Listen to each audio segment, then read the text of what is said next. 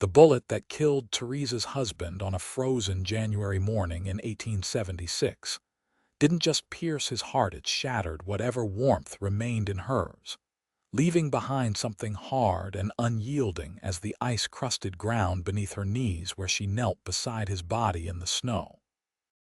Fort Kearny, Nebraska had been hit by the worst winter in living memory, and the cold seemed to have seeped into Theresa Rutherford's very bones in the 3 months since she had buried Thomas beneath the frozen earth. She was 22 years old and felt ancient, her heart a locked chest buried deep where no light could reach it.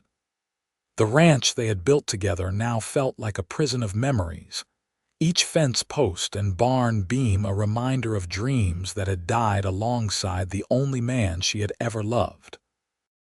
Thomas had been shot by cattle rustlers who had come in the night, and though the law had caught and hanged 2 of them, it brought her no comfort. Nothing did. She stood at the window of the small ranch house, watching the endless white landscape stretch toward a gray horizon. The wind howled like a wounded animal, rattling the shutters and finding every crack in the walls. Her dark hair, once worn in careful curls, now hung in a simple braid down her back. Her green eyes, which Thomas used to say reminded him of spring grass, had lost their brightness.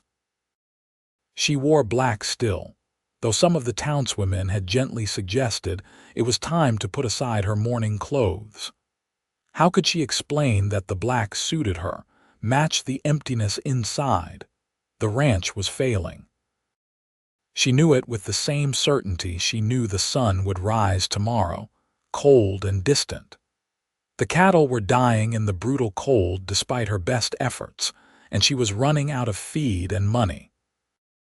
Her nearest neighbor was 5 miles away, and the cowboys who had worked for Thomas had drifted off to find employment elsewhere when she could no longer afford their wages. She was alone with her grief and her dying livestock, and she had begun to wonder if she should simply give up, sell what remained, and return east to her sister in Philadelphia. But something stubborn in her refused to surrender. Thomas had loved this land, had died defending it. To abandon, it felt like betraying his memory one final time. The knock at her door came just as the afternoon light was beginning to fail. She wasn't expecting anyone, and hadn't seen another soul in more than a week. Her hand instinctively went to the rifle she kept by the door before she called out, "Who is it?"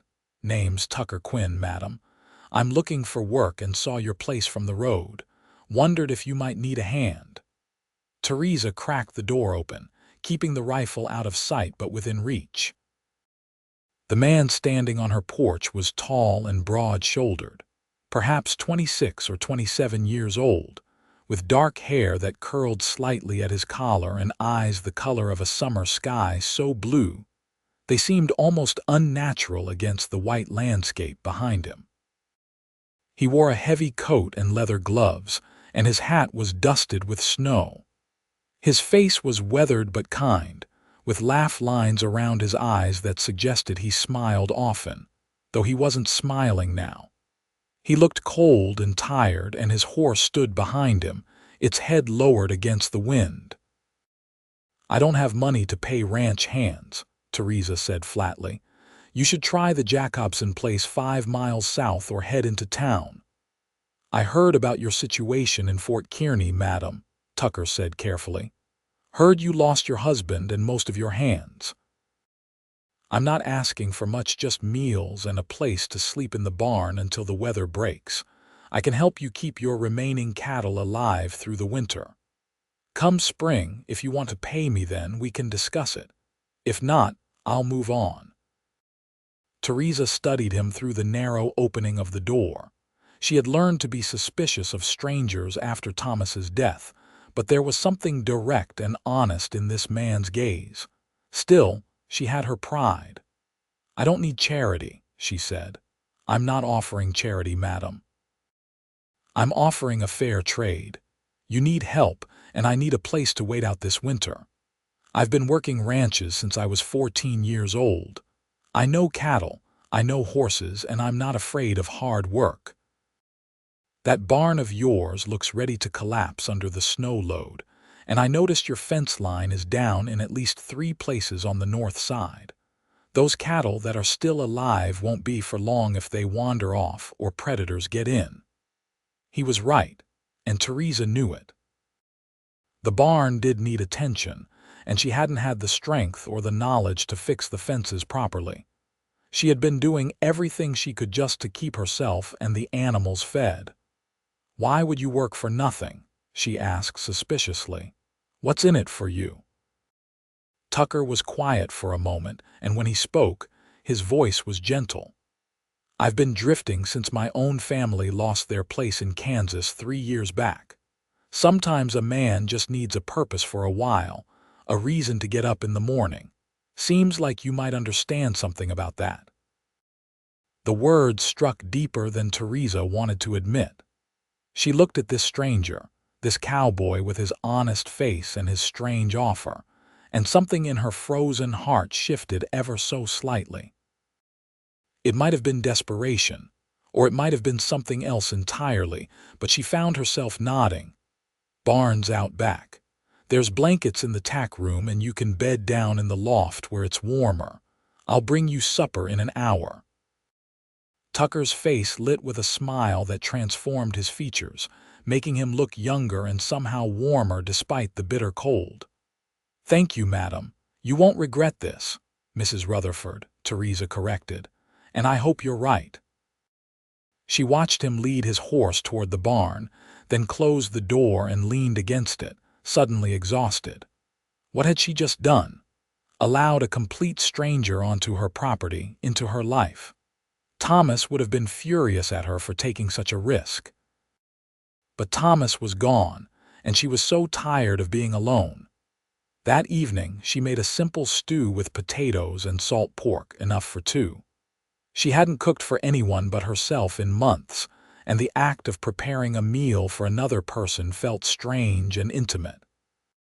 She ladled the stew into 2 bowls, took one for herself and one for Tucker, wrapped a piece of bread in a cloth, and carried it all out to the barn through the driving snow. Tucker had already cleared the snow from the barn roof and was inside mucking out stalls by lamplight when she arrived. He had removed his coat and worked in his shirt sleeves despite the cold, his breath making clouds in the frigid air. He looked up when she entered, and his face brightened again with that smile. "You didn't have to bring it out here, madam. I could have come to the house." "Mrs. Rutherford," she corrected again. "And it's no trouble." She set the bowl down on a bench, along with the bread and a tin cup of coffee she had managed to carry. Tucker washed his hands in a bucket of water, dried them on a rag, and sat down to eat. He took a bite and closed his eyes. "This is wonderful," he said. "I haven't had a home-cooked meal in longer than I can remember." "It's just stew," Theresa said, uncomfortable with the gratitude in his voice. "It's more than that," Tucker said, meeting her eyes. "It's kindness, and that's been in short supply lately." Theresa didn't know how to respond to that, so she simply nodded and turned to leave. But Tucker's voice stopped her. "Mrs. Rutherford, I noticed some of your cattle have early signs of frostbite on their ears and tails. Tomorrow, if the wind dies down a bit, I'd like to bring them closer to the barn and reinforce the windbreak. We might lose a few more, but we can save most of them if we act fast." "We," Theresa repeated. "You and me," Tucker said simply, "partners in keeping this ranch alive." That night, lying in her cold bed alone, Theresa thought about that word. Partners. She and Thomas had been partners once, working side by side to build their dream. She had thought she would never have that again, had convinced herself she didn't want it. But hearing Tucker say it had stirred something in her she thought had died with her husband, she pushed the feeling away, buried it deep. Her heart was frozen ground, she reminded herself. Nothing could grow there anymore. Tucker was true to his word. He rose before dawn and worked until long after dark. And slowly, steadily, things began to change on the Rutherford ranch. He repaired the barn, fixed the fences, built a better windbreak for the cattle, and even patched the roof of the house where Theresa had been putting buckets under the leaks. He was skilled with his hands, good with animals, and seemed to possess an endless supply of patience and energy. What surprised Theresa most was that he never pushed her to talk, never asked invasive questions about her past or her loss. He simply worked alongside her when she came out to help, offering quiet instruction or a bit of conversation about the weather, the cattle, or stories from his time working other ranches. He had a dry wit that occasionally surprised a laugh from her, and she found herself looking forward to their brief interactions throughout the day. 2 weeks after Tucker's arrival, a late afternoon storm rolled in with a vengeance. Theresa was in the barn helping Tucker move hay bales when the wind suddenly shifted and the temperature dropped so fast she could feel it through her coat. Tucker looked up, his expression concerned. "This is going to be bad," he said. "We need to get all the livestock in close and make sure everything is secure." They worked frantically for the next 2 hours, driving the cattle into the sheltered area Tucker had built, checking on the horses, and securing anything that could blow away in the wind. By the time they were finished, the storm was howling around them with a fury that made the previous weeks seem mild by comparison. Snow fell so thick Theresa could barely see the house from the barn. "You should stay in the house tonight," Theresa found herself saying. "It's not safe out here and it's too cold. You can sleep by the fire." Tucker hesitated. "I don't want to impose, Mrs. Rutherford. You'll freeze to death in the barn if this storm lasts all night," Theresa said practically. "And it's Theresa. I think after 2 weeks of working together, we can dispense with the formalities." Something warm flickered in Tucker's blue eyes. "Theresa," he repeated, and her name on his lips sounded different somehow, like something precious. "Thank you." They ran through the blinding snow to the house, arriving breathless and covered in white. Theresa built up the fire while Tucker shed his wet outer layers. She made coffee and heated up leftover stew, and they sat together in front of the fireplace, listening to the storm rage outside. "How did you end up in Nebraska?" Theresa asked, surprising herself with the question. She hadn't been curious about anyone in months. Tucker wrapped his hands around his coffee cup, staring into the fire. "My family had a small farm in Kansas. Nothing fancy, but it was ours. My father died when I was 16, and I tried to keep it going for my mother and younger sister. But the banks had other ideas, and after a few bad seasons, they foreclosed. My mother went to live with her sister in St. Louis, and my sister got married. I've been moving around ever since, working where I can find it, never stayed anywhere longer than a season."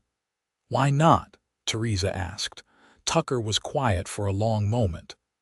"I guess I was looking for something," he said finally. "Didn't know what it was, but I figured I'd know it when I found it." "And have you found it?"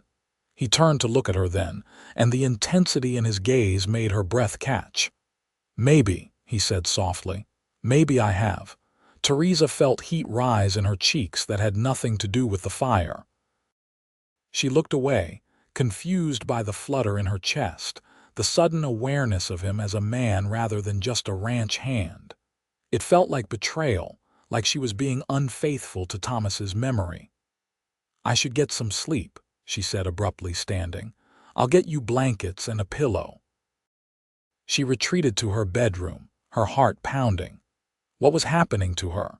She had been so certain her capacity for feeling anything had died with Thomas, but here was this stranger making her feel things she wasn't ready to feel. She pressed her palms against her closed eyes, taking slow breaths. "I'm sorry, Thomas," she whispered to the empty room. "I'm so sorry." But the apology felt hollow because part of her wasn't sorry at all. Part of her was terrified to realize that she was still alive, still capable of noticing the way Tucker's eyes crinkled when he smiled, or the strength in his hands, or the kindness in his voice. She had been so comfortable in her numbness, in the frozen wasteland of her grief. This thawing hurt in a way she hadn't anticipated. She brought Tucker the blankets without meeting his eyes, said a quick goodnight, and fled to her room. She lay awake for hours, listening to the storm and the quiet sounds of Tucker settling in by the fire, and wondering what spring would bring. The storm lasted 3 days, trapping them both in the house. Theresa had never been good at sitting still, and being confined with Tucker made her acutely aware of every gesture, every word, every glance between them. They played cards to pass the time, and she learned he was terrible at poker because his face gave everything away.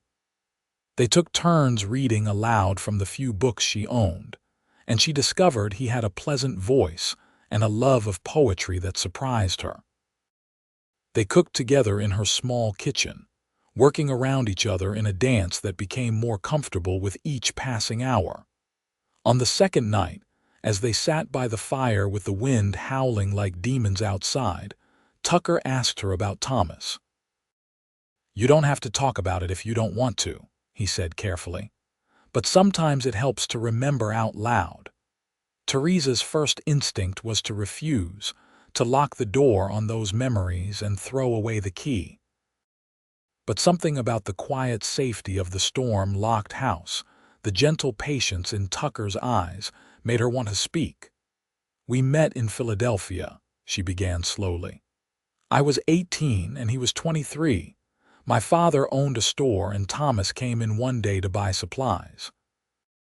He was heading west to make his fortune," he said, "and he had this way of talking about the frontier that made it sound like paradise.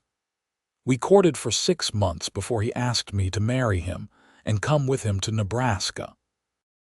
My family thought I was insane to leave everything behind for a man I barely knew, but I was in love and young and stupid." "Not stupid," Tucker said quietly.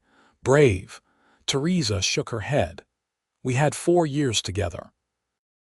4 years of building this ranch from nothing, working side by side, dreaming about the future. We were going to have children, raise cattle, build an empire." Her voice cracked slightly. "And then one night in November, 3 men came looking to steal our herd. Thomas went out to confront them and I heard the gunshot. By the time I got outside with the rifle, they were riding away and he was bleeding out in the snow." She stopped, unable to continue for a moment. Tucker didn't say anything, just waited. "I held him as he died," Theresa continued, her voice barely above a whisper. "He told me he loved me and that I should sell the ranch and go back east. But I couldn't. I can't. This is all I have left of him, of us, of the life we were supposed to have together." "He must have loved you very much," Tucker said. "He did," Theresa said, and felt the tears start to fall. She hadn't cried since the funeral, had locked all her grief away behind walls of ice. But now it came pouring out, 3 months of pain and loss and loneliness, and she couldn't stop it. Tucker moved closer and, after a moment's hesitation, put his arm around her shoulders. Theresa stiffened, then slowly let herself lean into his warmth. It had been so long since anyone had held her, since she had allowed herself to be vulnerable with another person. She cried until she had no tears left, and through it all, Tucker simply held her, offering nothing but his silent presence and his strength. When she finally pulled away, embarrassed and exhausted, Tucker handed her his handkerchief. "I'm sorry," she said, wiping her eyes. "I didn't mean to fall apart like that." "Don't apologize for grieving," Tucker said. "That's not weakness, Theresa, that's love, and love is the strongest thing in the world." "It doesn't feel strong," Theresa said bitterly. "It feels like it destroyed me." Tucker was quiet for a moment, then said, "My father used to tell me that the ground looks dead in winter. Frozen solid, nothing growing, cold as stone. But underneath all that ice and snow, the seeds are just waiting. They haven't died, they're just sleeping. And when spring comes, when the warmth finally reaches them, they wake up and grow. The frozen ground isn't dead, Theresa. It's just waiting. She looked at him, this cowboy who had appeared out of nowhere with his poetry and his kindness and his strange ability to see right through her defenses. "My heart is winter's frozen ground," she said softly. Tucker held her gaze, his blue eyes intense and full of something she was afraid to name. "Then let me be your spring," he said. The words hung in the air between them, heavy with meaning and possibility. Theresa's breath caught in her throat. Part of her wanted to flee, to rebuild her walls and retreat to the safety of her grief. But another part, the part that was slowly, painfully thawing, wanted to lean forward and see what would happen if she let herself feel again. "I don't know if I can," she whispered. "I don't know if there's anything left in me to give." "I'm not asking you for anything," Tucker said gently.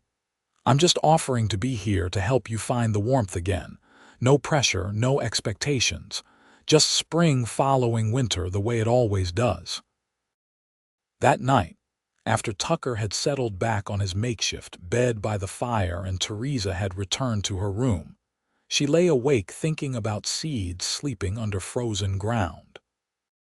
For the first time since Thomas's death, she allowed herself to wonder if maybe, just maybe, she could learn to live again instead of merely surviving. The storm broke on the fourth day, and they emerged to find the world transformed into a crystal landscape of blinding white. The work of clearing snow and checking on the animals kept them both busy for days, but something had shifted between them. Theresa found herself seeking out Tucker's company, asking his opinion on ranch decisions, sharing her meals with him at the kitchen table instead of taking his out to the barn. They fell into an easy partnership that felt both natural and terrifying. February arrived with slightly warmer temperatures, and the first hints that winter might eventually release its grip on the land. Tucker continued to sleep in the barn most nights, but on particularly cold evenings, Theresa invited him to stay by the fire. They never spoke again of that night during the storm, of his offer to be her spring, but the words hummed between them like a promise waiting to be fulfilled. One afternoon, Theresa was in the barn checking on a cow that was due to calve when she heard Tucker singing. His voice carried through the cold air, a cowboy ballad about home and belonging, and it was so unexpectedly beautiful that she stopped what she was doing just to listen. When he finished, she stepped around the corner to find him grooming one of the horses. "I didn't know you could sing," she said. Tucker looked up, a slight flush coloring his cheeks. "My mother taught me. She said music was food for the soul." "It's lovely," Theresa said. "Would you teach me some of the songs?" "I'd be happy to," Tucker said, his face brightening with pleasure. So they began spending their evenings that way, Tucker teaching her cowboy songs and old ballads while they worked on small tasks around the fire. Theresa found herself laughing more, the sound strange and wonderful after months of silence. Tucker had a gift for storytelling too, spinning tales of his adventures on various ranches, always making himself the fool of the story in a way that was self-deprecating and charming. "You're good for me," Theresa found herself saying one night, surprising both of them with her honesty. "I didn't think anyone could make me feel human again, but somehow you have." Tucker set down the piece of leather he had been working into a new bridle and looked at her seriously. "You were always human, Theresa. You were just hurting. There's a difference." "I'm still hurting," she admitted, "but it's different now, less sharp, like something frozen that's starting to thaw." "That's good," Tucker said softly. "Thawing means healing, means growing." "It also hurts," Theresa said. "Sometimes more than the numbness did."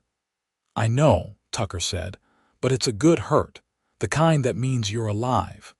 She thought about that as she lay in bed that night. Was she ready to be alive again, to risk her heart after it had been so thoroughly broken? She thought of Thomas, of the love they had shared, and wondered what he would want for her. Would he want her to bury herself in grief and anger, to let the ranch die along with her spirit? Or would he want her to live, to find joy again, to honor their time together by not giving up on the future? She knew the answer, even if it hurt to admit it. Thomas had loved her fiercely and would never have wanted her to waste away in sorrow. He would have wanted her to fight, to survive, to find happiness again if she could.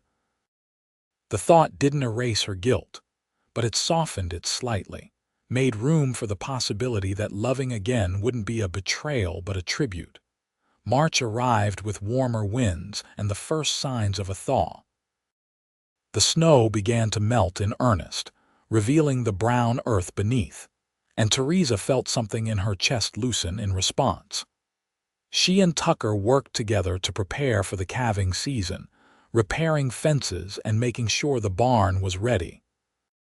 The cattle had survived the winter better than she had dared hope, and it was entirely due to Tucker's skill and dedication. "We lost fewer than I expected," Tucker said one afternoon as they counted the herd. "Come spring, you'll have enough to rebuild and maybe even make a profit if we're smart about it." "We," Theresa repeated just as she had that first night. "You keep saying we." Tucker paused, his hand resting on a fence post. "I guess I do," he said. "Does that bother you?" "No," Theresa said, and realized with a start that she meant it. "No, it doesn't bother me at all." They stood there in the weak sunshine, the sound of melting snow dripping all around them, and Theresa felt her heart thaw a little more. She looked at Tucker, really looked at him, and saw not just the cowboy who had shown up asking for work, but the man who had brought her back to life with his patience and his kindness and his quiet strength. "Tucker," she said, her voice uncertain. "That night during the storm when you said you wanted to be my spring, did you mean it?" Tucker turned to face her fully, and the expression on his face was so tender it made her chest ache. "Every word," he said. "I know it's too soon. I know you're still grieving, and I'm not asking you for anything you're not ready to give. But yes, I meant it. I've been falling in love with you since the day I knocked on your door, Theresa Rutherford, and I'd wait 100 winters if that's what it took for you to heal." Theresa's breath caught. No one had spoken to her like that since Thomas, with such raw honesty and vulnerability. She took a step toward him, then another, until they were standing so close she could see the flecks of darker blue in his eyes. "I'm afraid," she whispered. "I'm afraid of loving again and losing again. I don't think I could survive it a second time." "I can't promise you that we won't face hard times," Tucker said, raising his hand slowly to cup her face, giving her time to pull away if she wanted. She didn't. "I can't promise that life won't throw storms at us, or that we won't face loss and pain. But I can promise that I will face it all with you, that I will be your partner in every sense of the word, and that I will love you with everything I have for as long as I draw breath." Theresa felt tears prick her eyes, but they were different from the tears she had shed before. These were tears of hope, of possibility, of a heart that was learning to beat again after being frozen for so long.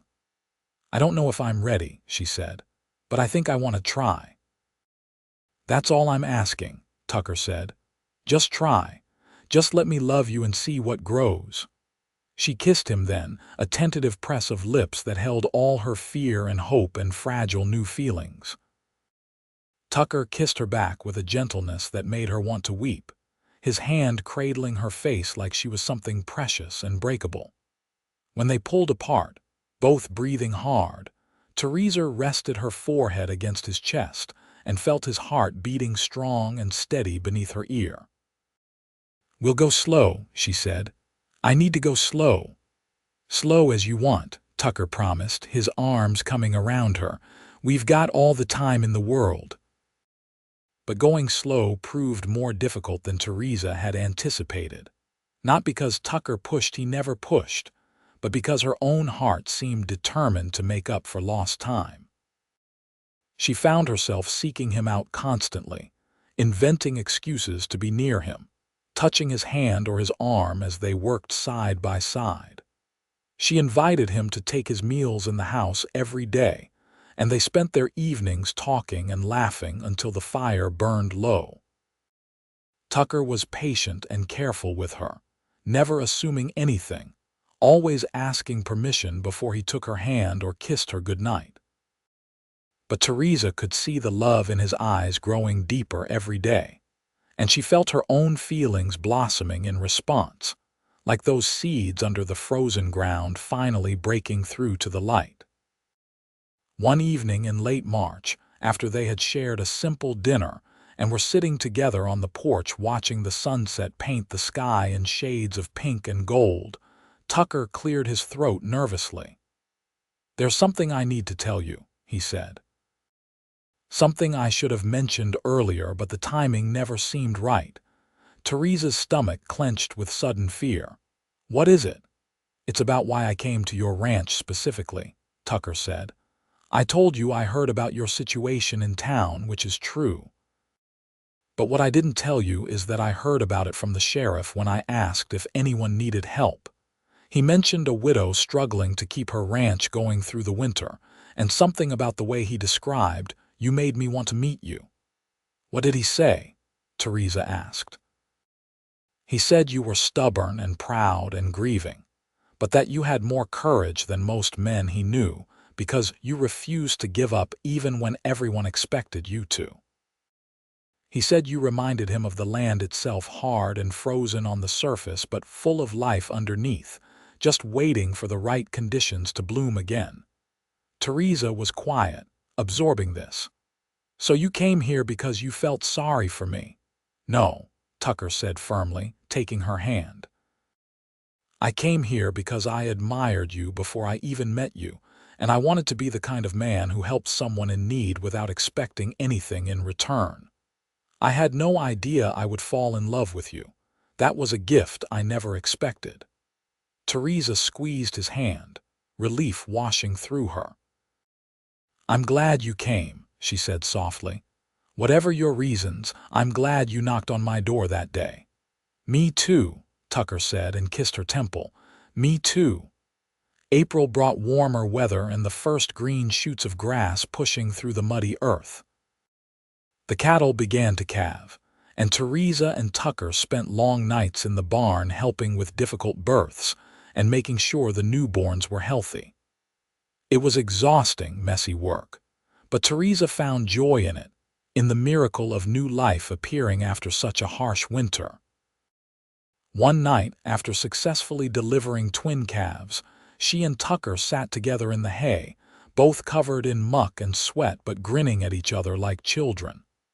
"We did it," Theresa said, watching the mother cow tend to her babies. "We actually made it through the winter." "You did it," Tucker corrected.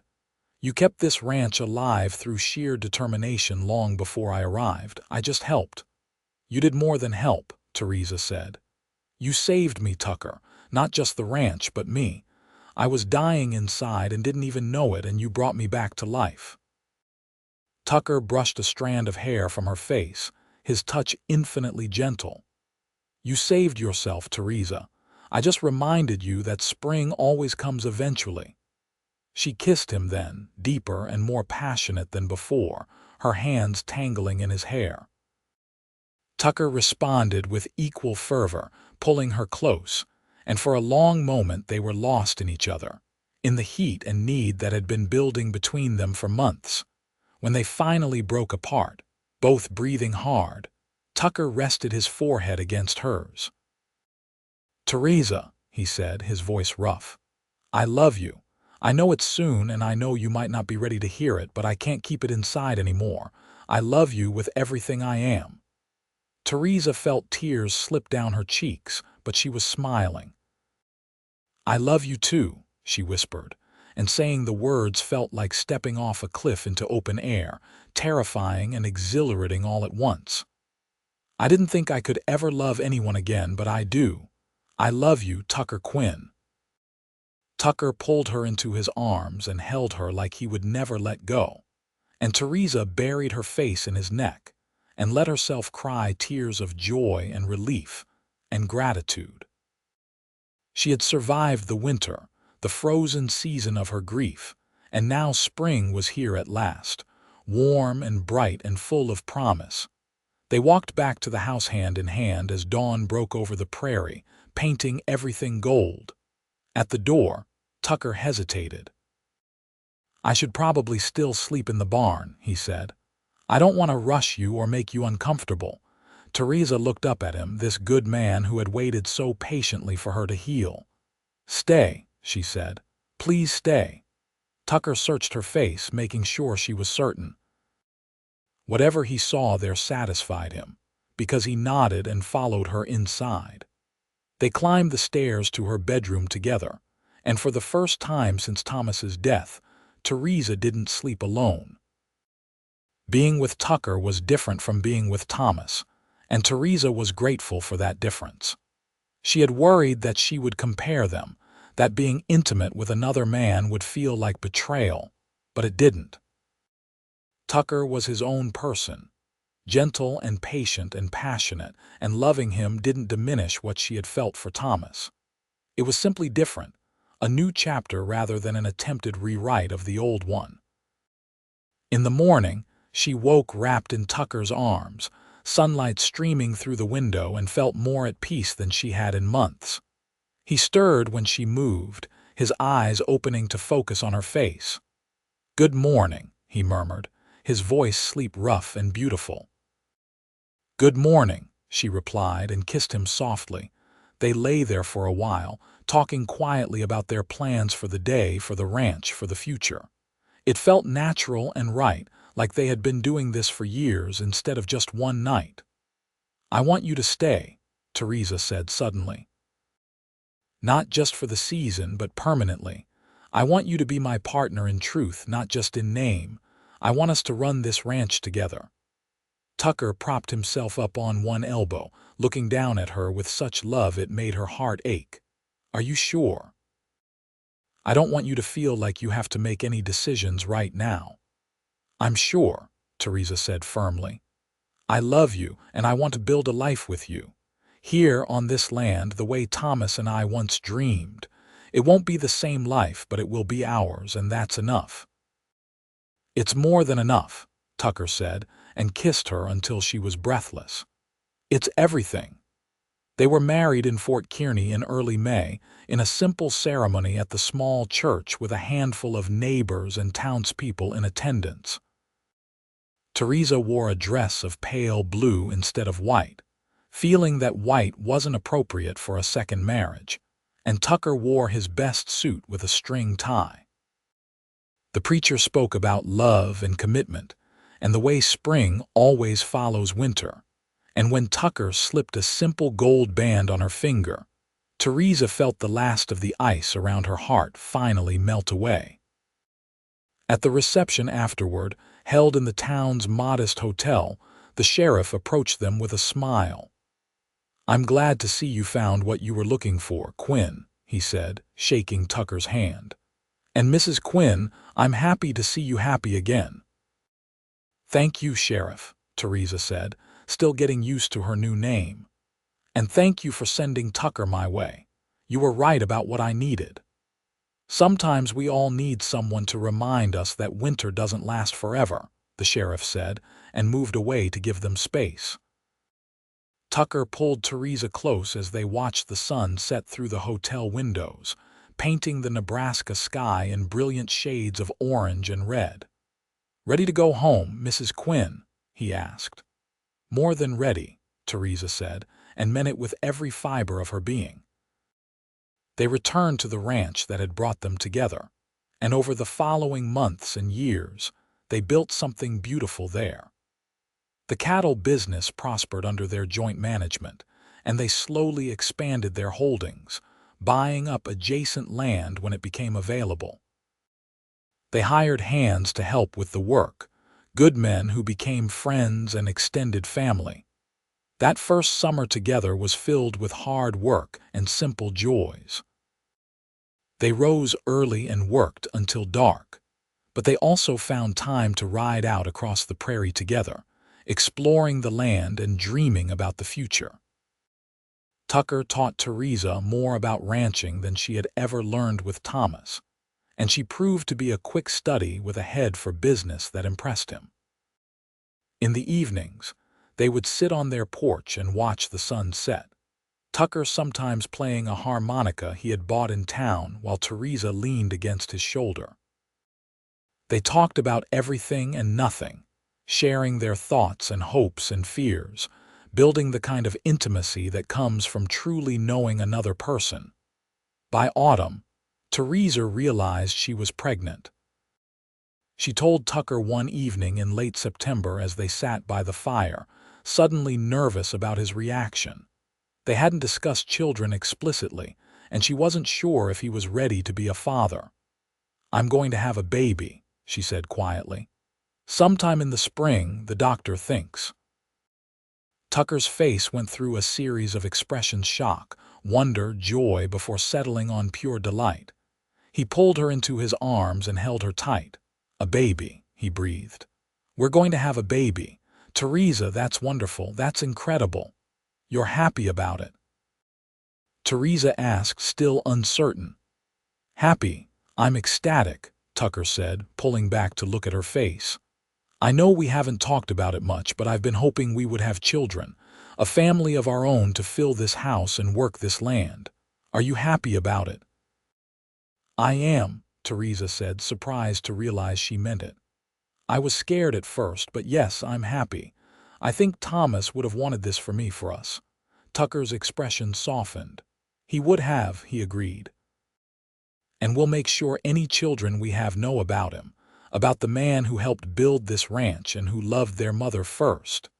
Theresa felt tears prick her eyes at his thoughtfulness. Tucker never tried to erase Thomas from her past or compete with his memory. He understood that her first husband would always be a part of her story, and he honored that rather than resenting it. The pregnancy was harder than Theresa had anticipated.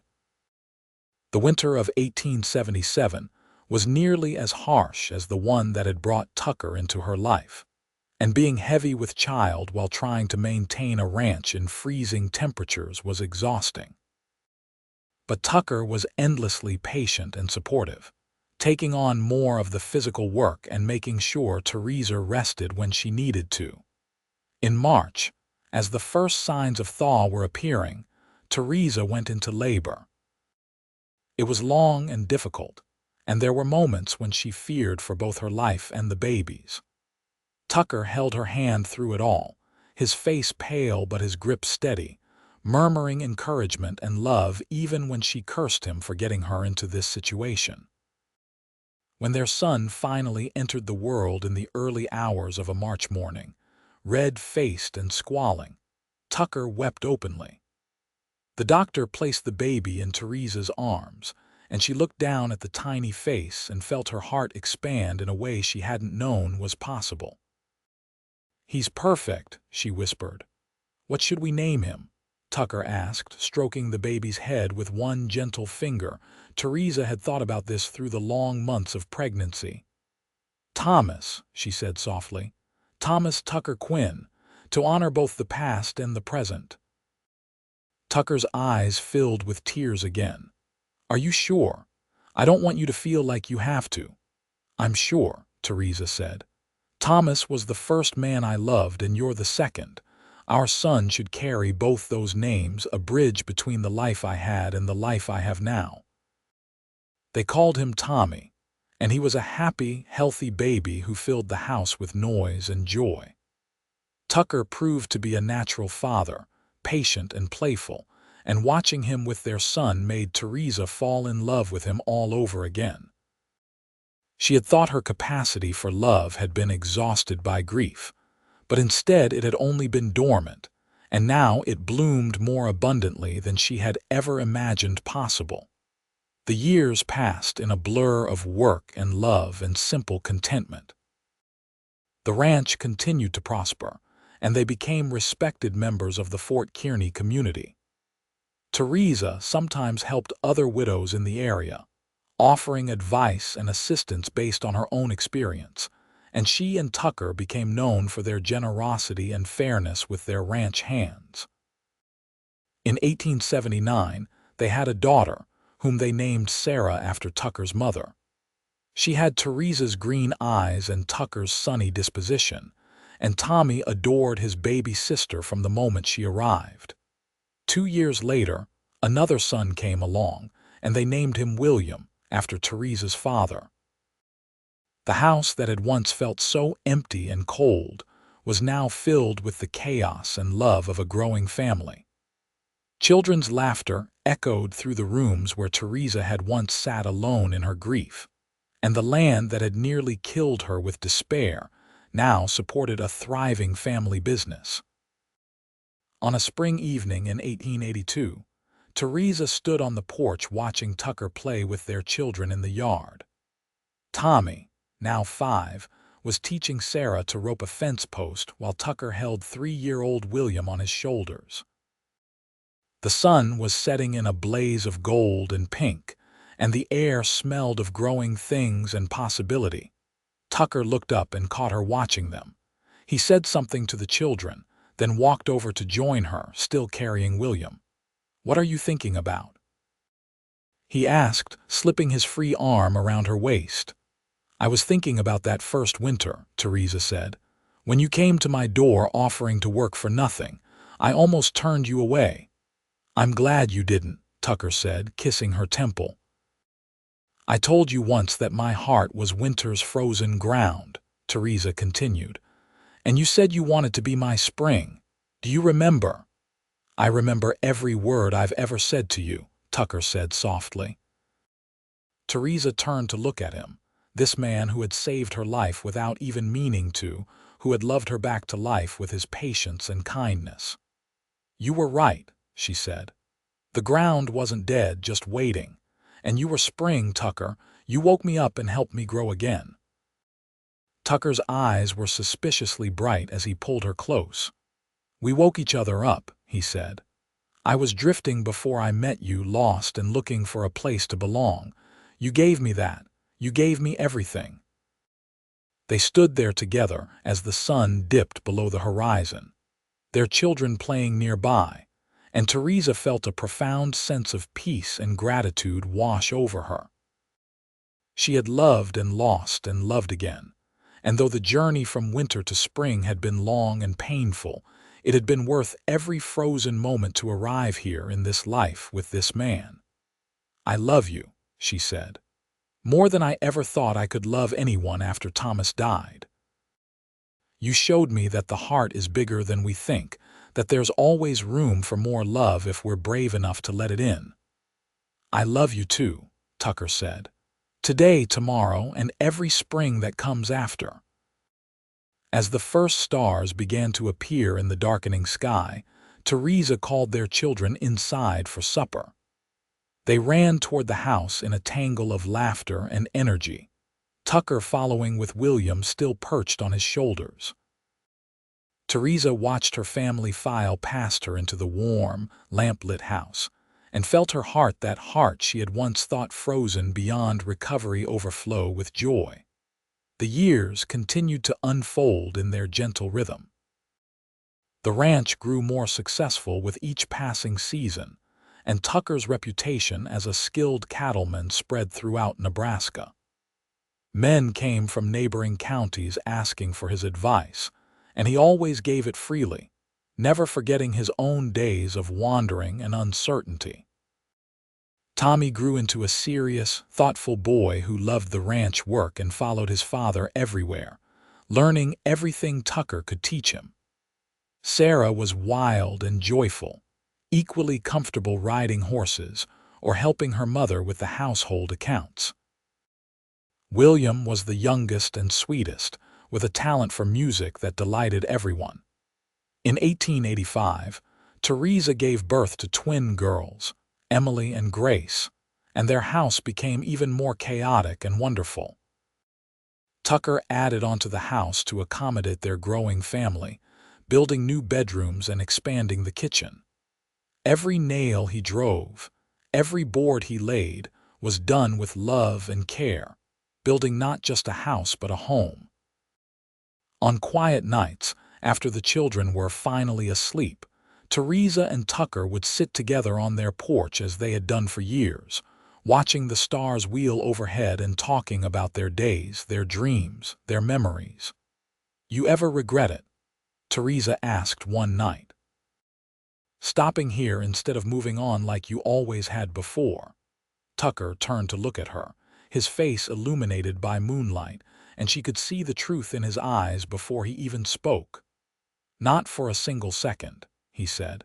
"You are the best thing that ever happened to me, Theresa. You and our children and this life we've built together.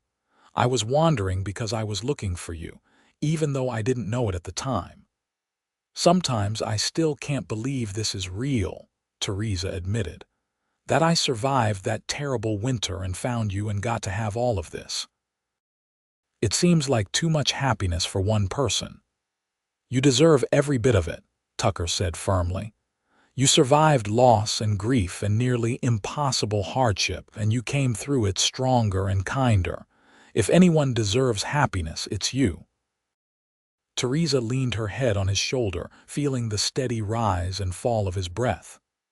"I used to feel guilty," she confessed, "about being happy with you, like I was betraying Thomas somehow, but I don't feel that way anymore. I think he would be happy knowing I found love again, that the ranch survived, that I'm living instead of just existing." "I'm sure he would," Tucker agreed. "Love doesn't divide, Theresa, it multiplies. You loving me doesn't mean you loved him any less. It just means your heart is big enough for both." They sat in comfortable silence for a while, listening to the night sounds of the prairie, the distant call of an owl, the rustle of wind through grass, the soft lowing of cattle in the distance. "Do you remember what the preacher said at our wedding?" Tucker asked suddenly. "About how spring always follows winter." "I remember," Theresa said. "I've been thinking about that lately," Tucker said. "About how it's true not just for seasons but for life. We all go through winter's times of hardship and loss and pain.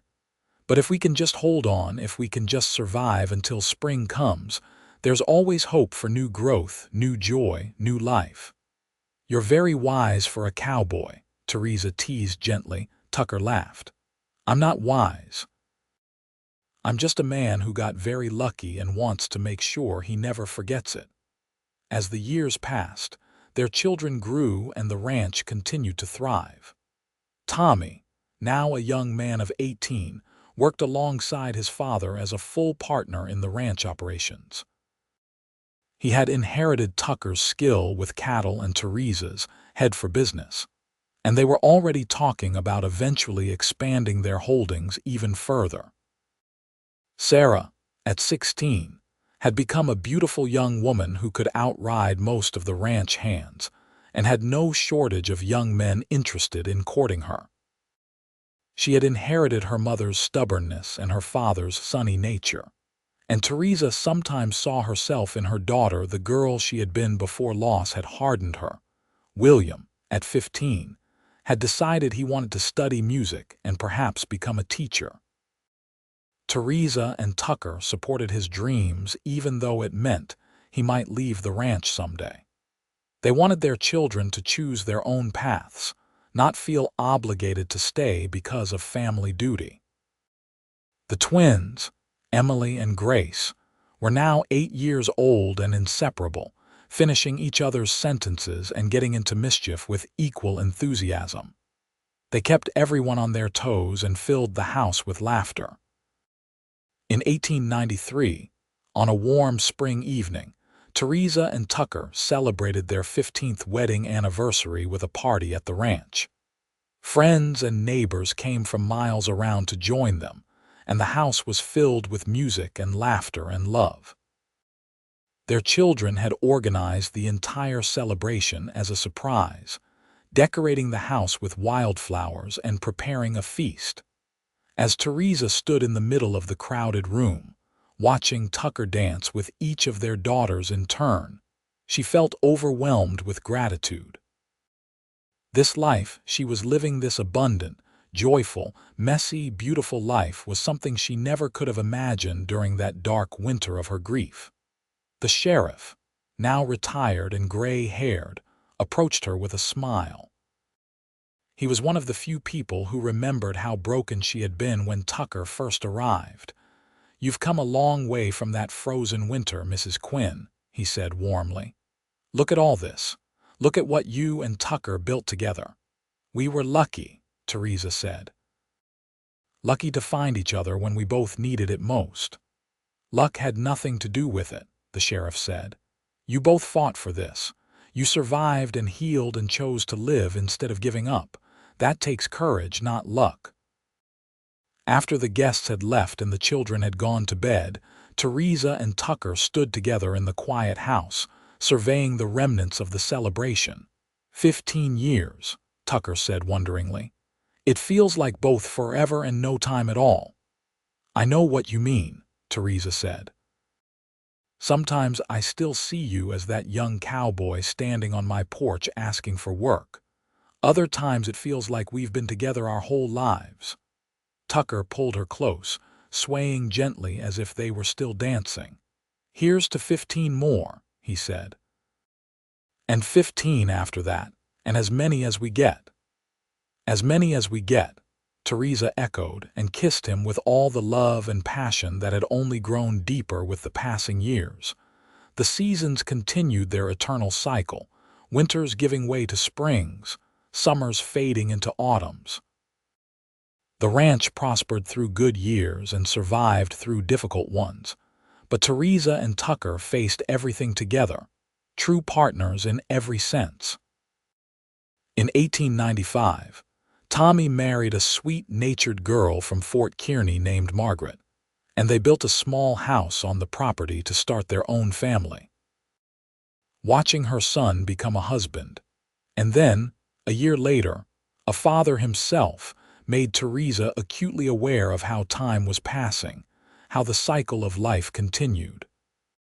Sarah eventually married a rancher from Wyoming in 1897, and though Theresa missed her daughter terribly, she was happy that Sarah had found her own spring, her own great love. They visited as often as they could, and Sarah's letters home were filled with tales of her adventures in her new home. William did indeed leave to study music in Chicago, but he came home every summer and never forgot his roots. He eventually became a music teacher and composer, achieving a modest fame for his compositions inspired by the Nebraska prairie.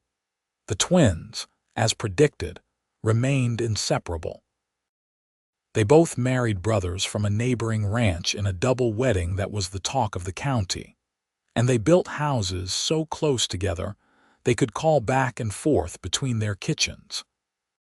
Through it all, through the weddings and births and departures and returns, Theresa and Tucker remained the steady center, the foundation upon which their family was built.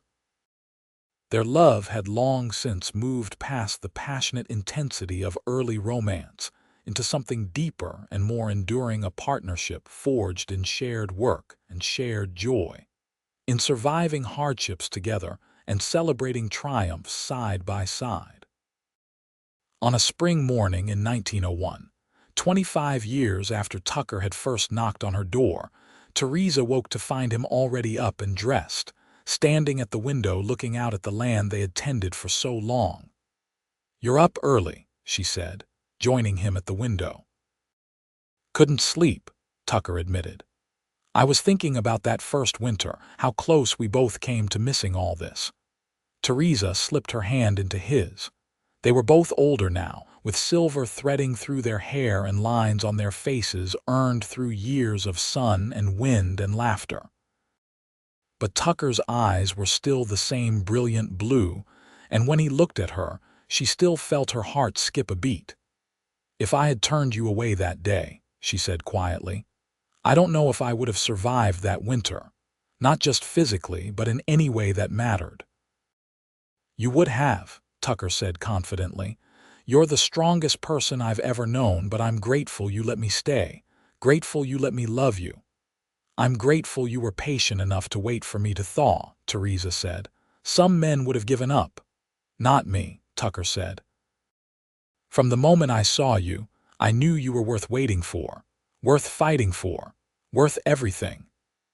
They stood together in comfortable silence, watching the sun rise over their land, painting everything gold and green and full of promise. The house behind them would soon fill with the sounds of their grandchildren visiting, with laughter and chaos and love. But for now, it was just the two of them, the way it had been so many mornings before. "Tucker," Theresa said softly, "thank you for being my spring." He turned to her and smiled that smile that had first captured her frozen heart all those years ago. "Thank you for letting me," he said, and kissed her as the morning light spilled into the room, warm and bright and beautiful. The years ahead would bring more changes, more joys and sorrows in the way that life always does. But Theresa and Tucker would face them all together, partners and lovers and best friends, their love a testament to the fact that even the most frozen heart can bloom again when spring finally comes. And on the Nebraska prairie, where winter had once seemed endless and spring an impossible dream, their love story would be remembered and retold by their children and grandchildren and great-grandchildren, a reminder that hope and healing are always possible, that frozen ground always yields to warmth eventually, and that sometimes the greatest love stories begin in the darkest winters. Tommy took over more of the ranch operations as Tucker and Theresa grew older, proving himself more than capable of carrying on the legacy his parents had built. He ran the ranch with the same combination of skill and compassion that Tucker had taught him, and his own children were already learning the work, ensuring that the Quinn name would be associated with the land for generations to come. Margaret, Tommy's wife, had become like a daughter to Theresa, helping her with the household and becoming a trusted friend.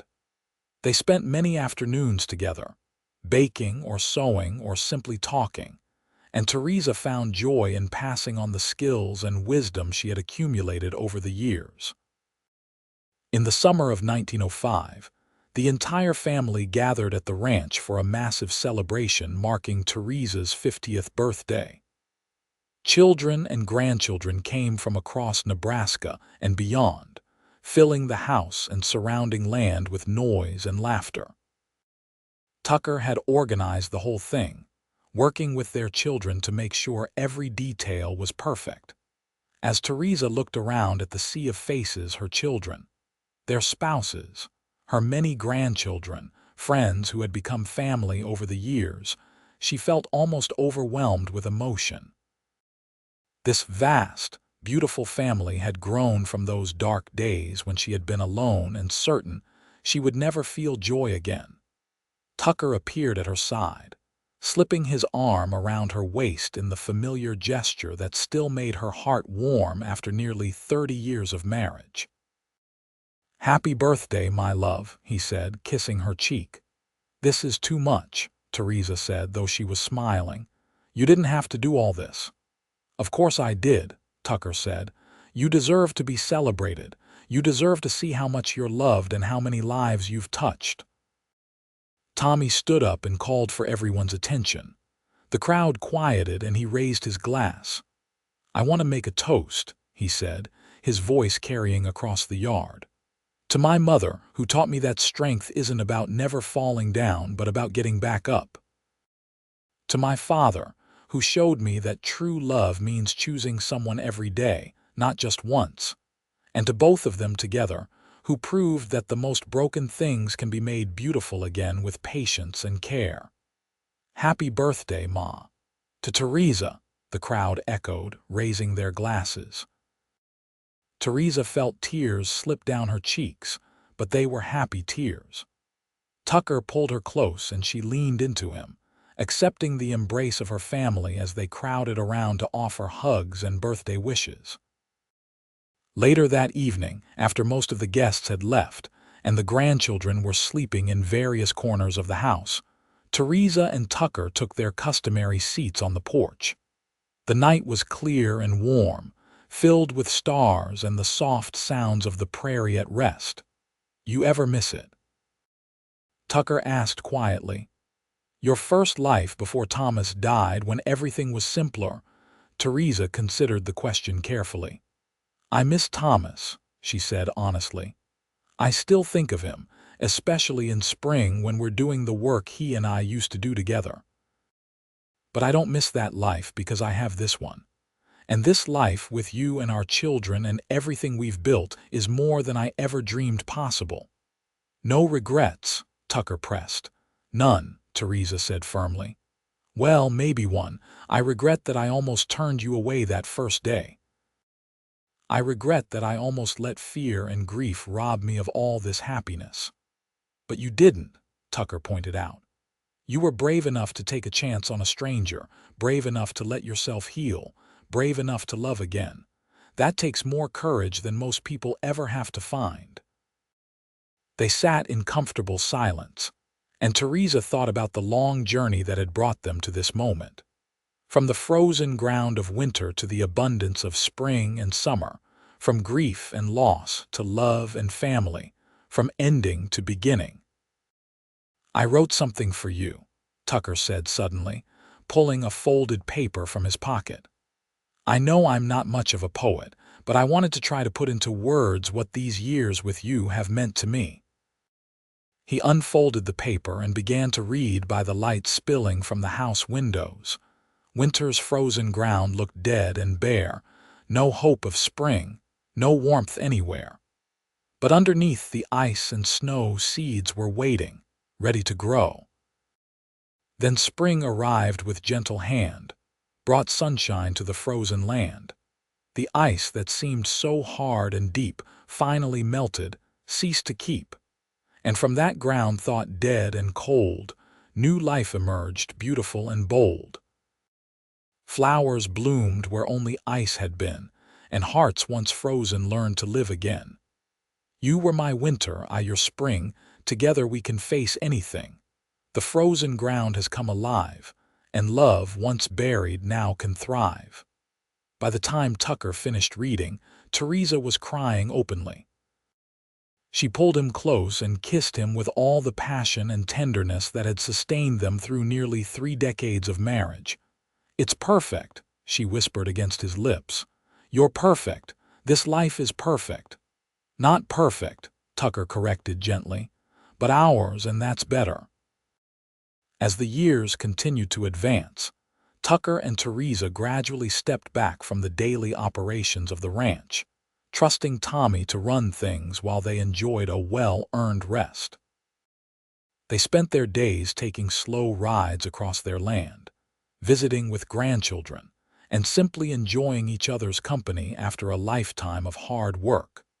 Tucker's hair turned completely white, but his eyes remained as blue as ever and his smile still made Theresa's heart flutter. Theresa's own hair silvered, and her hands became gnarled with age and work, but she moved with the grace and confidence of a woman who knew her own worth and her own strength. In the spring of 1910, on a morning when the prairie was carpeted with wildflowers and the air smelled of growing things and possibility, Theresa and Tucker rode out together to a spot they particularly loved, a small rise that overlooked their entire ranch. They dismounted and stood together, looking out at everything they had built. 60 years old, Theresa marveled. "How did that happen? I still feel like that young girl who came west with Thomas, full of dreams and naivety." "You're still full of dreams," Tucker said, taking her hand.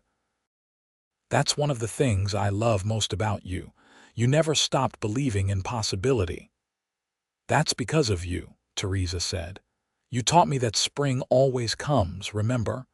Even when I was certain I would be frozen forever, you knew better."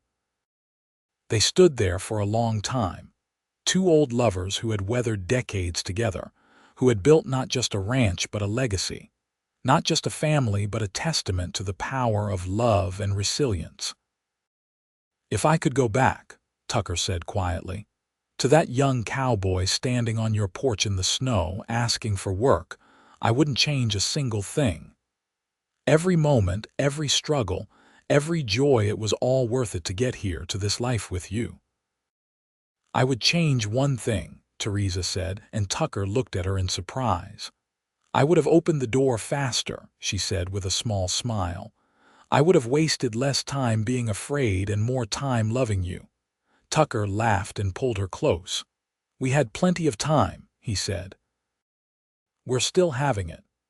"Yes," Theresa agreed, leaning her head against his chest and listening to his steady heartbeat. "Yes, we are." They returned to the house as the sun was setting, riding slowly side by side, and Theresa reflected on the strange and wondrous path her life had taken. She had loved and lost and loved again. She had been broken and healed. She had survived winter and found her spring in the form of a blue-eyed cowboy who had appeared out of nowhere at exactly the right moment. That evening, surrounded by their children and grandchildren who had come for Sunday dinner, Theresa looked across the crowded table at Tucker and caught his eye. He smiled at her, that special smile that was hers alone, and she smiled back, a silent conversation passing between them that needed no words. "Thank you," her smile said. "Always," his smile replied. The meal was loud and chaotic, with multiple conversations happening at once and children running between the table and the yard. It was beautiful and messy and perfect, and Theresa stored every moment in her memory, knowing that these were the times she would treasure most when she was old and looking back on her life. After dinner, Tucker played his harmonica while William, home for a visit, accompanied him on the piano he had shipped to the ranch years ago. The grandchildren danced and the adults clapped along, and the house rang with music and joy. Later, much later, after everyone had gone home or to bed, Theresa and Tucker once again found themselves alone on the porch, wrapped in blankets against the cool spring evening. "This is my favorite time," Tucker admitted. "After all the noise and activity, when it's just us again." "Mine too," Theresa said. "I love our family, but I also love this, just you and me and the quiet." "You know what I was thinking about today?" Tucker asked. "I was thinking about that conversation we had during the big storm that first winter. When you told me your heart was winter's frozen ground." "I remember," Theresa said softly. "I was so afraid I had overstepped," Tucker confessed. "When I said I wanted to be your spring, I thought maybe I had ruined everything by pushing too hard too fast, but I couldn't help myself. Even then, even after knowing you for only a few weeks, I knew I loved you. I knew I wanted to spend my life helping you bloom again." Theresa turned to look at him, this man who had been her partner and lover and best friend for 35 years. "You didn't overstep," she said. "You gave me exactly what I needed to hear, even though I wasn't ready to accept it yet. You gave me hope when I thought hope was impossible." "We gave each other hope," Tucker said. "I was lost before I found you, remember, drifting from place to place with no purpose and no home. You gave me roots, Theresa. You gave me a reason to stay." They kissed then, a gentle press of lips that held decades of love and commitment and shared history. When they pulled apart, Theresa rested her head on Tucker's shoulder and sighed contentedly. "Promise me something," she said quietly. "Anything," Tucker replied. "Promise me that no matter what happens, no matter how much more time we have together, you'll never forget that you saved my life that winter. Not just my ranch or my livelihood, but my actual life. I was dying inside and you brought me back. I need you to know how grateful I am for that every single day." Tucker's arms tightened around her. "I promise," he said, his voice thick with emotion. "But you saved me too, Theresa. We saved each other." Then promise me we'll keep saving each other, Theresa said. Every day, in small ways and large. Promise we'll keep choosing us for as long as we can. That's the easiest promise I've ever made, Tucker said and kissed the top of her head. The years continued to pass, each one precious and filled with the small moments that make up a life well lived. Tucker and Theresa grew older together, their bodies slowing but their love never diminishing. They watched their grandchildren grow up and have children of their own, creating yet another generation tied to the land they had fought so hard to preserve. In 1918, on a warm spring afternoon 42 years after they had first met, Tucker and Theresa sat together in their favorite spot on the porch. Tucker's health had been declining recently, his breath coming shorter and his steps slower, but his mind was still sharp, and his love for Theresa still burned as bright as ever. "I'm tired, Theresa," he admitted quietly. "More tired than I've ever been." Theresa took his hand, trying to ignore the fear that gripped her heart. She had known this day would come eventually, had been preparing for it even as she prayed it would never arrive, but she still wasn't ready. "Then rest," she said, keeping her voice steady through sheer force of will. "We've done enough. We've built enough. We've loved enough." "Have we?" Tucker asked, looking at her with those blue eyes that had first captured her heart. "Because I feel like I could never love you enough. I could have 10 more lifetimes and it still wouldn't be enough." Theresa felt tears spill down her cheeks. "You've loved me more than I ever thought possible. You took a woman with a frozen heart and taught her to live again. That's more than enough, Tucker. That's everything." Tucker reached up to wipe away her tears with his weathered thumb. "Don't be sad," he said gently. "We had a good run, didn't we? 42 years of partnership and love and building something beautiful together. That's more than most people ever get." "It's not enough," Theresa said, her voice breaking. "I'm not ready to lose you. I can't do this again." "Yes, you can," Tucker said with absolute certainty. "You're the strongest person I've ever known. You survived losing Thomas, you survived that terrible winter, and you'll survive losing me. I don't want you to, not really. Part of me wants you to fall apart so I know how much I meant to you. But the better part of me, the part that loves you more than anything, wants you to keep living. Keep running the ranch with Tommy. Keep loving our children and grandchildren. Keep being the amazing woman I fell in love with." "How?" Theresa asked desperately. "How do I keep going without you?" "The same way you did before I came along," Tucker said. "One day at a time, one breath at a time. And you remember that spring always comes eventually. Even after the longest, darkest winter, spring always comes." Tucker passed away peacefully in his sleep 2 nights later, with Theresa holding his hand and their children gathered around them. He was 72 years old, and he had lived a full, rich life filled with love and purpose. But for Theresa, losing him felt like having her heart torn from her chest. The funeral was attended by nearly everyone in the county, a testament to how beloved Tucker had been. People came from miles around to pay their respects to the cowboy who had built a ranching empire through hard work and fair dealing, who had been known for his kindness and his integrity. But Theresa barely registered any of it. She moved through the service and the burial in a haze of grief, feeling like she was watching everything happen from a great distance. She had been through this before with Thomas, but somehow this was harder because she was older and she knew with absolute certainty that she would never love again. Tucker had been her second chance, her spring after winter, and now spring was over. In the weeks and months that followed, Theresa did what Tucker had asked of her. She kept living. She got out of bed every morning even when she wanted to stay buried under the covers. She helped Tommy run the ranch even when everything reminded her of Tucker. She smiled at her grandchildren even when her heart was breaking. She survived, just as she had survived before, but it was harder this time.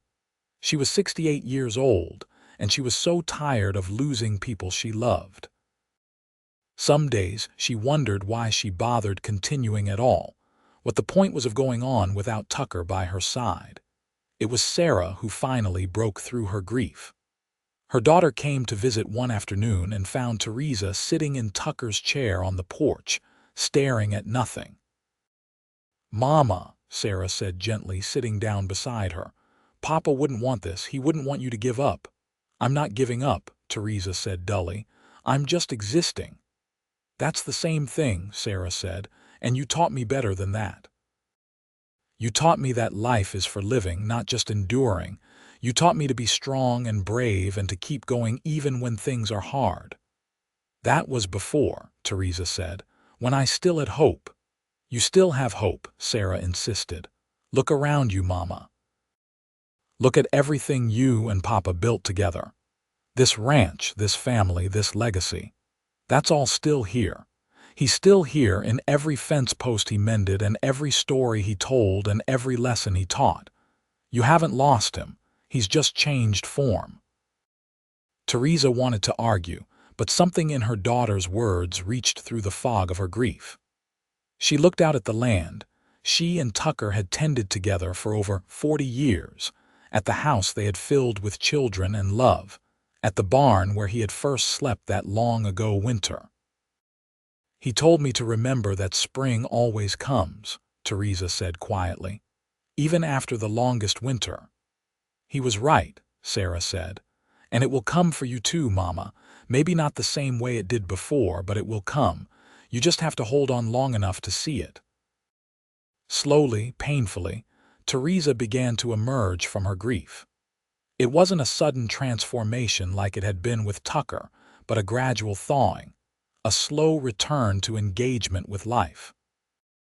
She started spending more time with her grandchildren and great-grandchildren, telling them stories about Tucker and Thomas, about the early days of the ranch, about the winter that had almost killed her and the spring that had saved her. She worked alongside Tommy, teaching him the last few things Tucker had known about ranching that he hadn't yet passed on. She wrote letters to William and Sarah and the twins, staying connected to the family that had scattered across the country. She tended the flowers around the house that Tucker had always loved, and every evening she sat on the porch in Tucker's chair and talked to him, telling him about her day, asking his advice on ranch decisions, sharing her thoughts and feelings. She couldn't see him or touch him, but she felt his presence in the wind and the sunset and the land itself. The years passed, and Theresa grew older but never lost the strength and grace that had defined her. She became the matriarch of a vast family, the keeper of stories and traditions, the living link to the past. Young people came to her for advice, and she gave it freely, drawing on a lifetime of experience and hard-won wisdom. In 1925, at the age of 75, Theresa stood in the church in Fort Kearny to celebrate her great-granddaughter's wedding. The church was the same one where she had married Thomas 51 years ago and Tucker 48 years ago, and standing there surrounded by generations of her family, she felt a profound sense of completion. After the ceremony, her great-granddaughter approached her with a question. "Great-grandmother," the young woman said, "everyone says you have the greatest love story of anyone they know. Will you tell me about it?" Theresa smiled, thinking about two very different men who had each captured her heart in their own way, about loss and survival and the power of hope. "I have two great love stories," she said, "and they're both part of who I am. The first taught me what love was. The second taught me that love can bloom again even in the coldest, most frozen heart. Together, they taught me that we're always stronger than we think we are, and that spring always follows winter if we're brave enough to wait for it." She told the story then, of Thomas and the ranch and the terrible winter of his death. She told of Tucker appearing on her doorstep like a miracle, of his patience and his kindness and his unwavering belief that she could heal. She told of their 42 years together, of the family they had built and the legacy they had created. By the time she finished, her great-granddaughter was crying, along with several other people who had gathered to listen. "That's beautiful," the young woman said. "Thank you for sharing it with me." "Take it with you into your own marriage," Theresa said. "Remember that love isn't just about the good times. It's about the hard times too, about choosing each other every day, about being patient when things are difficult. It's about being spring for someone when they're stuck in winter, and trusting them to be spring for you when you need it." That night, back at the ranch in her empty house, Theresa stood at the window looking out at the same view she had stared at on that long-ago frozen morning when Tucker had first arrived. The landscape had changed in nearly 50 years. More buildings, better fences, clear evidence of prosperity and care, but the essential character of the place remained the same. "I told our story today," she said aloud to Tucker, wherever he was. "To your great-great-granddaughter. I hope I did it justice." She could almost hear his voice on the wind, warm and loving. "You always do." Theresa lived 5 more years, dying peacefully in her sleep in 1930 at the age of 80. Her children and grandchildren and great-grandchildren mourned her, but they also celebrated a life well lived, a woman who had survived unimaginable hardship and built something beautiful in spite of it. They buried her between her 2 husbands, Thomas on one side and Tucker on the other, the 3 of them together at last in the earth they had all loved. At the service, Tommy stood up to speak about his mother. "My mother taught me many things," he said, his voice steady despite his grief. "But the most important lesson was this: the human heart is resilient beyond measure. It can break and heal and break again, and still it keeps beating. Still it keeps loving. She lost my father when I was just a baby, nearly lost herself to grief, and then found love again with a cowboy who appeared out of nowhere with nothing but patience and hope to offer. Together they built all of this." He gestured to the gathered crowd, to the prosperous ranch visible in the distance. "And more than that, they built a family that will carry on their legacy for generations." After the funeral, after everyone else had left, Sarah stood at her mother's grave with tears streaming down her face. "Thank you, Mama," she whispered. "Thank you for showing me what strength looks like. Thank you for loving Papa enough to let him save you. Thank you for teaching me that frozen ground can bloom again." The years continued to turn, seasons following seasons in their eternal rhythm. The ranch remained in the Quinn family, passed down through generations, each one adding their own chapter to the story. And through all those years, the tale of Theresa and Tucker was told and retold, becoming something of a legend in that part of Nebraska. People talked about the widow with the frozen heart and the cowboy who became her spring. They talked about love and loss and resilience, about the power of patience and the miracle of second chances. The story took on a life of its own, inspiring others who were struggling through their own winters to hold on, to believe that spring would come eventually. And on the ranch that had been the stage for such an epic love story, new generations continued to work the land and love each other and build their own legacies. The fence posts that Tucker had mended with his own hands eventually rotted and were replaced, but the newer posts were placed in the same holes he had dug. The barn he had rebuilt was eventually torn down and reconstructed, but it stood on the same foundation he had laid. The house he had expanded was renovated and modernized, but at its core remained the structure he and Theresa had filled with love and laughter and children. Their great-great-great-grandchildren played in the same fields where Theresa and Tucker had worked side by side. They rode horses descended from the ones Tucker had trained. They learned the same lessons about hard work and integrity and love that their ancestors had embodied.